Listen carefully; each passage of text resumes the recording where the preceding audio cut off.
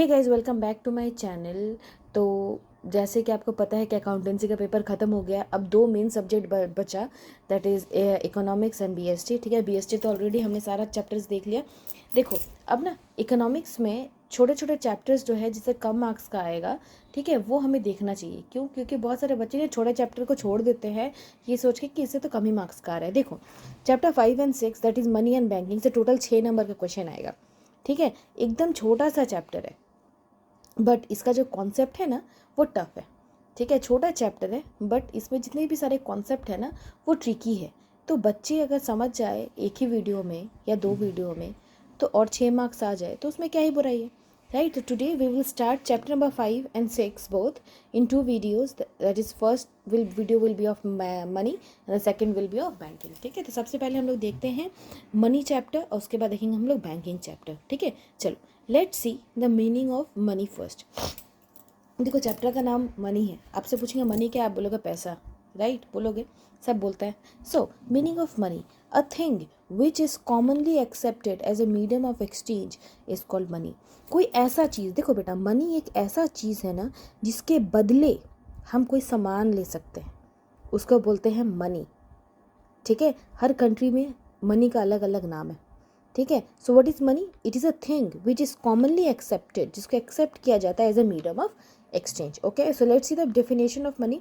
It is defined as an instrument, money एक ऐसा instrument है that serves at a medium of exchange, store of value, a measure of value and a standard for deferred payment. आप सोचोगे बाबा इतना क्या क्या बोल दी madam. ठीक है, अब सुनो, मनी बोलता है बेटा, मनी को डिफाइन किया जाता है एक ऐसा मीडियम ऑफ एक्सचेंज जहाँ पे स्टोर ऑफ वैल्यू होता हो, मेज़र ऑफ वैल्यू होता हो और डिफर्ड पेमेंट होता हो। क्या होता हो? स्टोर ऑफ वैल्यू, इसका मतलब पीपल जो है पैसा सेव करके रखते हैं ना, उसको बोलते हैं स्टोर ऑफ वैल्यू। ठीक है, वही है money, that is store of value. Store का मतलब होता है people save in terms of money, जो पैसे पीपल सेव करते हैं उसको पैसा बोलते हैं। अ मेज़र ऑफ वैल्यू, जो सामान का एक मार्केट प्राइस है उसको पैसा बोलते हैं। और standard of deferred payment, deferred payment का मतलब होता है ऐसा पेमेंट जो हमें फ्यूचर में करना है। ठीक है, जैसे कार लिया उसका पेमेंट करना है, मोबाइल लिया उसका पेमेंट करना है। ठीक है, मान लो कहीं से लोन ले लिया उसका पेमेंट करना है, तो सब चीज़ के लिए पैसा चाहिए। ठीक है, उसी पैसे को बोलते हैं money. So it is defined as a instrument that serve as a medium of exchange, store of value, measure of value and standard of deferred payment. देखो मैं तीनों का मतलब यहाँ लिख दिया। ठीक है, अब देखते हैं बेटा कि नेक्स्ट टॉपिक है। देखो ऐसे इस चैप्टर में ना बेटा बहुत सारा टॉपिक है। ठीक है, लेकिन वो पूछता ही नहीं है, जो पूछता नहीं उसको पढ़ो ही मत। ठीक है, अब देखो सप्लाई ऑफ मनी। ठीक है, अभी मनी का सप्लाई कैसे होता है, ठीक है, वो हम लोग देखते हैं। देखो सबसे पहले देखते हैं कि सप्लाई ऑफ मनी का मतलब क्या होता है। Supply of money is a stock concept. Stock concept मतलब जितने भी पैसे मार्केट में कॉइन और नोट है, ठीक है, वो सबको सप्लाई ऑफ मनी बोलते हैं। It refers to total stock of money of all types held by the public of a country. जो हमारे कंट्री में जो पब्लिक है उनके पास जो पैसा है, मतलब जितने भी नोट है और जितने भी कॉइन है, सब सप्लाई ऑफ मनी। मैंने क्या बोला? It refers to total stock of money of all type held by public, जो ऐसा पैसा जो पब्लिक के पास है। ठीक है, कैसा पैसा? कॉइन और नोट जो पब्लिक के पास है at a point of time. आज के समय में, इस समय में जितना पैसा लोगों के पास है उसको बोलते हैं सप्लाई ऑफ मनी। ठीक है, it also includes liquid bank deposit, और उसी आदमी के पास जो बैंक के डिपॉजिट्स है जिसको वो तुरंत निकाल सकते हैं। ठीक है, वो पैसे को क्या बोलते हैं? Supply of money. मान लो हम बैंक गए, मेरे अकाउंट में 1 लाख रुपए पड़ा हुआ है। ठीक है, हम उस मेरे ज़रूरत है मैंने निकाल लिया। ठीक है, तो वो भी सप्लाई ऑफ मनी है। That is at a point of time, जितना पैसा पब्लिक के हाथ में है बेटा उसको बोलते हैं सप्लाई ऑफ मनी। ठीक है, लेकिन बेटा पब्लिक के पास इतना पैसा आता कहाँ से? The next question is who are the suppliers of money. ठीक है, कौन मनी बना रहा है, कौन मनी प्रोड्यूस कर रहा है, कौन मनी सप्लाई कर रहा है, दोनों अलग अलग है। ठीक है, कि मनी प्रोड्यूस कौन कर रहा है, सप्लाई कौन कर रहा है। देखो the government of the country जो है they are the producers of money. ठीक है, इसका मतलब क्या है? क्वेश्चन सिंपल है, who are the suppliers of money, या फिर बोल सकते who are the producers of money. देखो ये दोनों का ही आंसर सेम है, the government of the company. ठीक है, गवर्नमेंट ऑफ द कंपनी जो है वो पैसा सप्लाई करती है, प्रोड्यूस करती है। The banking system of the country, वही पैसा सप्लाई करती है, बोथ सेंट्रल बैंक भी, आरबीआई भी और कमर्शियल बैंक भी। ठीक है, समझ आया? चलो आगे बढ़ते हैं। अब देखते हैं ना मेजर्स ऑफ मनी सप्लाई। ठीक है, कि मार्केट में पैसा कैसे सप्लाई होता है। ठीक है, देखो in India there are 4 alternative measures of money supply. India में ना दैट इज़ हमारे कंट्री में 4 तरह से पैसे सप्लाई होते हैं, M1, M2, M3, M4। लेकिन आपके सिलेबस में बेटा सिर्फ M1 है, इसलिए मैंने सिर्फ M1 पढ़ाया है। बहुत ईजी में पढ़ाया है। जब आपको बुक में देखोगे ना आप सोचोगे अरे बाबा ये क्या है। ठीक है, लेकिन जब यहाँ देखोगे ना तो आपको ईजी लगेगा कि चलो देखते हैं क्या है। So M1 equals to C plus DD plus OD। क्या है? M1 equals to C plus DD plus OD। फिर से बोलो, M1 मतलब measure 1 equals to C plus DD plus OD। अब देखते हैं C plus DD plus OD क्या होता है। सबसे पहले C का मतलब देखते हैं। C का मतलब है it means currency held by public. Public के पास कितना पैसा है, कितना कॉइन है, कितना नोट है, उसको बोलते हैं C। क्या बोला C का मतलब? It means currency hold by public. ठीक है, करेंसी कितना पैसा पब्लिक के पास है, चाहे कॉइन हो चाहे नोट हो, उसको बोलते हैं C। ठीक है, DD का मतलब सोचो, it refers to demand deposit of public with commercial bank। ठीक है, अब बेटा जो आदमी होता है, ठीक है, वो अब बैंक में पैसा रखता है, ठीक है, बैंक से लोन लेता है कि नहीं, तो वो सब इसमें आ जाता है। ठीक है, it refers to demand deposit. अब आगे मैं और भी अच्छे से समझोगे कि डिमांड डिपॉजिट क्या होता है। देखो, एक पब्लिक का, एक आदमी का खुद का जितना पैसा है प्लस उसने बैंक से जितना लोन लिया, उसको बोलते हैं डिमांड डिपॉजिट। ठीक है, so it refers to demand deposit of public with commercial bank.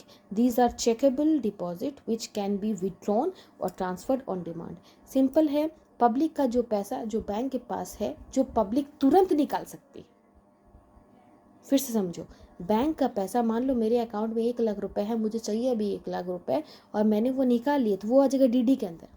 और मेरे अकाउंट में 1 लाख रुपए है पर उसमें फिक्स किया हुआ है 50,000 रुपये, और मैं सिर्फ 85,000 निकाल सकती हूँ। जो एक्स्ट्रा जो 50,000 रुपये जो फिक्स किया हुआ है ना, वो DD के अंदर नहीं आता।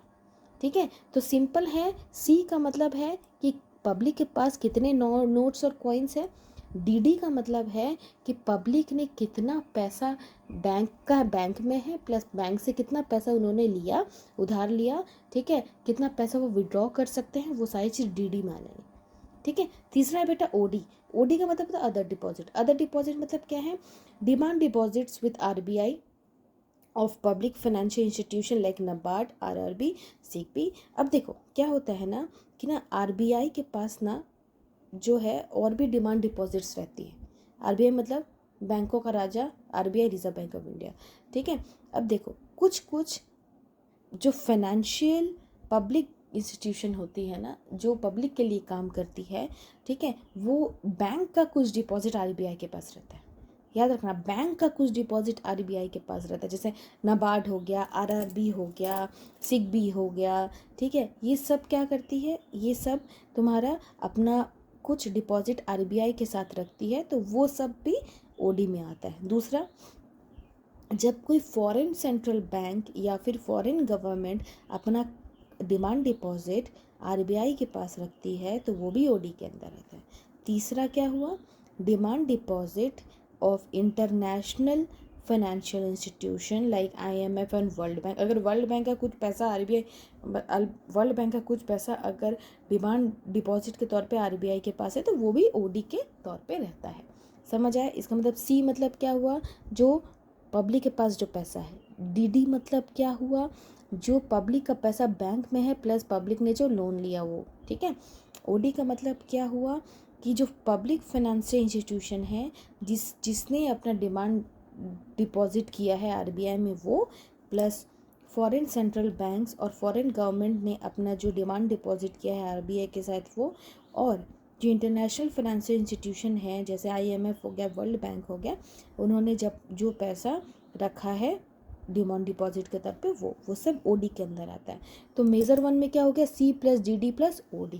ठीक है, अब एक चीज़ याद रखना कि OD में क्या इंक्लूड नहीं होगा। ठीक है, ओडी में क्या इंक्लूड नहीं होगा। Deposit of government of country with RBI, हम अगर सेम कंट्री का पैसा अगर आरबीआई के पास रख रहे हैं वो नहीं ऐड होगा, ठीक है। और बैंक जो पैसा रखती है ना आरबीआई के पास सीआरआर के तौर पे, वो भी पैसा इसमें इंक्लूड नहीं होगा, ठीक है। ये सब आप थोड़ी देर बात समझोगे, फिलहाल आपको ये इंपॉर्टेंट है, ये याद कर लेना, ठीक है। चलो अब हम लोग आगे देखते हैं। अब ना बेटा कुछ कुछ कॉन्सेप्ट्स है जो हम लोग एक बार देख लेते हैं, क्योंकि ये जो अभी हमने पीछे टॉपिक पढ़ा ना उसी में काम आएगा। देखो पहला कॉन्सेप्ट है net demand deposit and gross demand deposit, ठीक है। जब एग्जाम में मान लो ये क्वेश्चन अगर पूछा, पीछे में अभी जो मैंने क्वेश्चन आपको पढ़ाया मेजर्स ऑफ मनी सप्लाई, ठीक है, ये अगर मान लो 6 मार्क्स से पूछता है, 4 मार्क्स से पूछता है, तो आपको लिखने के लिए सब काम आएगा। सबसे पहले हम लोग देखते हैं नेट डिमांड डिपॉजिट क्या होता है, फिर ग्रॉस डिमांड डिपॉजिट क्या होता है। देखो जो पब्लिक जो अपना पैसा रखती है ना बैंक में, ठीक है, एज अ सेविंग अकाउंट में पैसा रखती है ना, उसको बोलते हैं नेट डिमांड डिपॉजिट, ठीक है। और ग्रॉस डिमांड डिपॉजिट क्या है, जो एक बैंक दूसरे बैंक से ट्रांजेक्शन करती है ना, ठीक है, कुछ क्लेम्स लेती है, ट्रांजेक्शन्स करती है, उसको बोलते हैं ग्रॉस डिमांड डिपॉजिट, ठीक है। तो याद रखना कि जब भी हम मनी सप्लाई कैलकुलेट करते हैं, पीछे जो आपने पढ़ा, ठीक है, मनी सप्लाई में हमेशा नेट वाला पैसा आएगा, ग्रॉस वाला पैसा नहीं जाएगा, ठीक है। मैंने क्या बोला कि only net demand deposit are taken as a part of money supply, ठीक है। मनी सप्लाई में याद रखना हमेशा part of net demand deposit आए, क्योंकि ये पब्लिक का पैसा है, राइट।